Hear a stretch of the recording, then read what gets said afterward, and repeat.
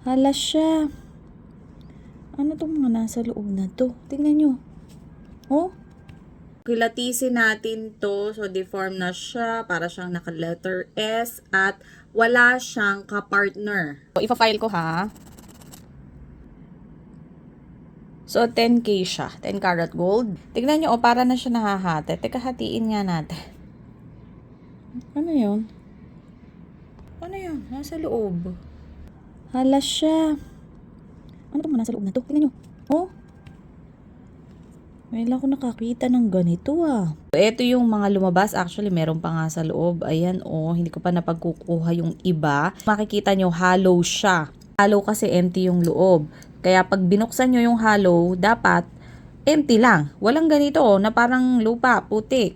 Hindi ko sigurado kung nilagay ba to or nalagay siya sa putikan. Kaya siya nagkaroon ng mga lupa.